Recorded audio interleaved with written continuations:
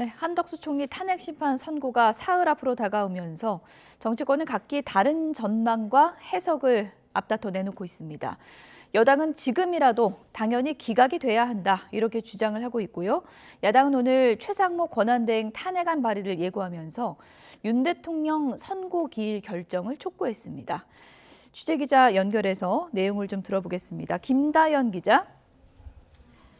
네, 국회입니다. 네, 한덕수 총리 선고 앞두고 여당 회의에서 어떤 발언 나왔습니까? 네, 권성동 원내대표는 아침 회의에서 외교, 안보, 경제 위기 속 한덕수 총리의 복귀가 시급하다고 거듭 강조했습니다. 또 한 총리 탄핵 추진은 그 목적부터 정쟁적이었고 의결 정족수라는 절차적 문제가 있었다며 민주당이 대통령 사건보다 빠른 선고에 유감을 표명한 것을 두고서도 강하게 비판했는데요. 관련 발언 들어보시겠습니다. 국가적 어려움은 뒤로 한 채 정치적 목표가 오직 대통령 탄핵에만 있다는 것을 자백한 셈입니다. 그동안 민주당이 난사한 탄핵 소추안이 8대 0으로 귀결되었듯이 이번에도 당연히 기각될 것입니다. 한 총리가 복귀하면 민주당의 최상목 대통령 권한대행 탄핵은 아무런 의미를 가질 수 없다는 지적도 나왔습니다. 이양수 사무총장은 민주당의 무차별 탄핵으로 직무가 정지된 공직자의 공백 기간만 1,200일이 넘는다며 이 같은 탄핵 남발은 결국 민주당에 대한 국민 탄핵으로 이어질 거라고 경고했습니다. 여당 내에서는 대통령 탄핵 심판 선고가 예상보다 늦어지면서 기각이나 각하를 바라는 기대감도 커지는 분위기입니다.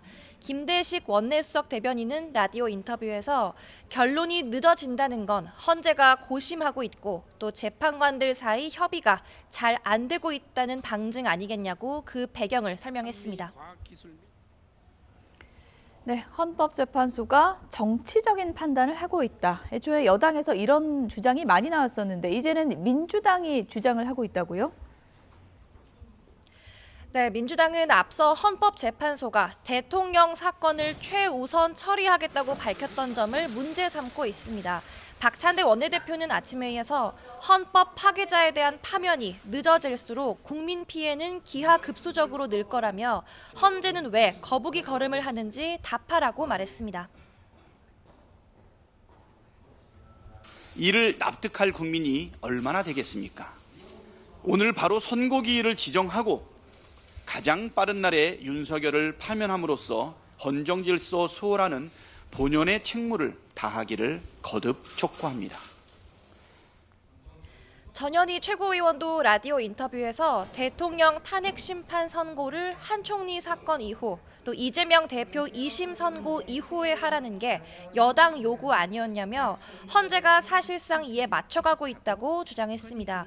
다만 헌재가 대통령 탄핵 인용 결정을 위해 보수 쪽의 입장을 들어주는 이른바 빌드업을 하는 건 아닌지 생각된다며 기대감을 내비치기도 했습니다.